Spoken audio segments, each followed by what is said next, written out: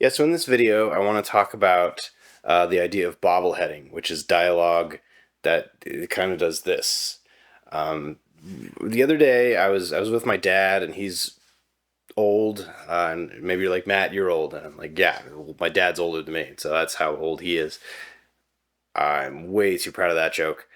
Um, so there's good dialogue, there's bad dialogue. Bad dialogue usually smacks of fakeness, artificiality. I would even put reading the news into that category because it's not necessarily how people talk, but there's a spectrum. There's a spectrum of dialogue that I feel like works. Uh, One end of the spectrum, you have like Curb Your Enthusiasm, Larry David improvised stuff where people are literally talking and interrupting each other and mumbling and all this kind of stuff. The way the way we talk, the way human beings interact, real dialogue. And then you sort of have the middle, which is sort of the polished, uh, cleaner. If I edited, maybe that it would sound like that for me. And then you have on the other end the this is not how people talk, but it kind of works because it's a weird style. Aaron Sorkin, I think, is really famous for this. Also, David Mamet. There's a bunch of others, but then there's this other sort of breed of dialogue, and it's really specific to um, low budget action movies, but also it's really pervasive in like procedural TV shows. So like cop dramas, medical dramas.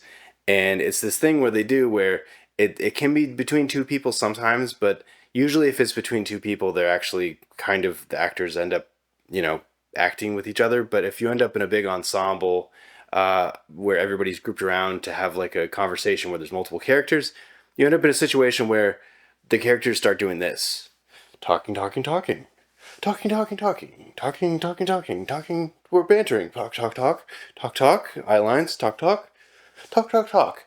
And you realize nobody's really saying anything, or if they're saying something, they're conveying some sort of plot point information for the story to just advance the story. Like there's no actual character stuff happening, and it's especially bad if it's like if the information has already been conveyed and it's just like dead air and it's like a moment for a joke or it's a moment for levity. I put that in quotes because a moment for levity in a medical drama or cop drama is kind of just literally dead space. But yeah, it's basically where actors just like have nothing to do or to say, but they're bantering, and there's no stakes, there's no escalation. That's the problem. Even in sort of Aaron Sorkin's dialogue world, where the Social Network, even Mark Zuckerberg doesn't sound like the Mark Zuckerberg character in Social Network. It's too crazy, but it advanced the plot. It's these really long runs of dialogue, but they're telling something. They're from a character's point of view in a character's voice. Like things are happening that are actually story related that are useful.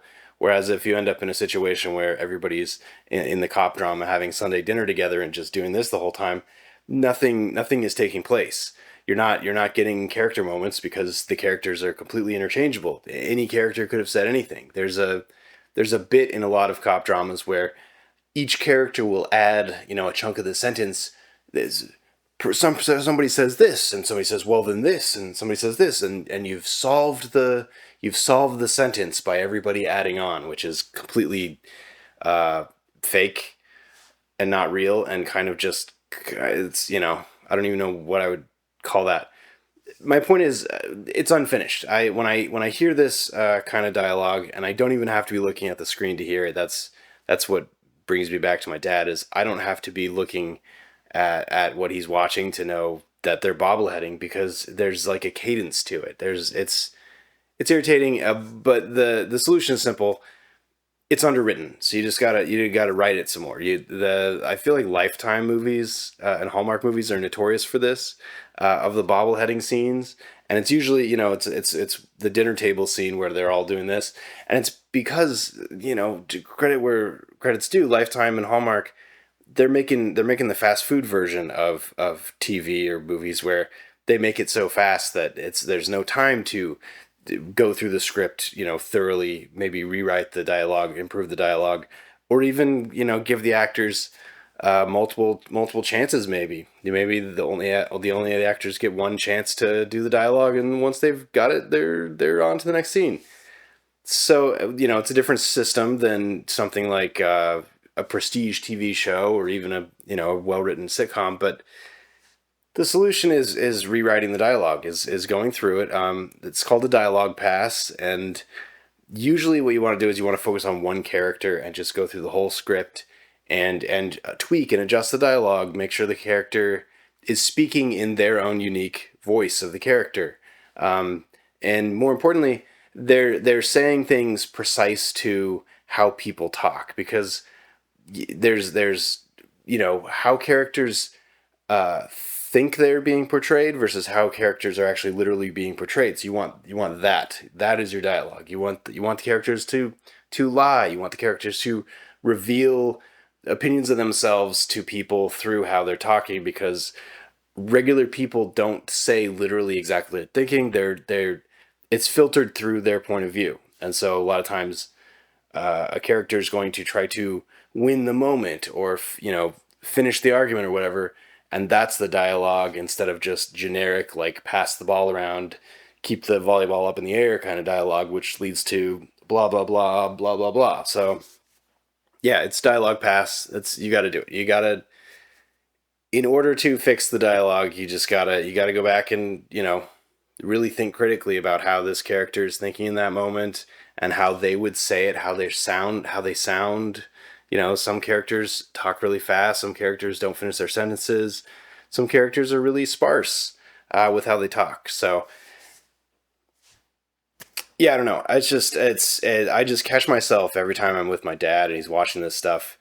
I can't help but listen. I don't know why. Maybe I hate myself, but I'll be rewriting the dialogue in real time as these characters talk, because it is that easy in the kind of stuff that he watches that, you know, I'm not any better at writing dialogue than anybody else. You just gotta keep chipping away at it. But when it comes to the kind of shows that he's watching, the bar is set so low that you can tell immediately, you with little adjustments, it would be 100% of a better conversation, instead of just five people around our dinner table just going eye contact, oh, quip, eye contact, oh, joke, eye contact, oh, we're on the dad character now. Oh, he does it too. Like it's blah.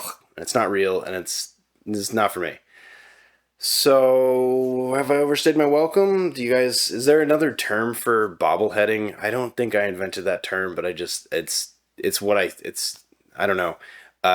Just bad dialogue? What would you guys call it? Like, also, what are other dialogue things that take you out of the story that just don't work for you? Maybe the Sorkin stuff where he's just reading pages and pages and pages of dialogue is annoying to you, because it's annoying to me. Anyway, catch you next time.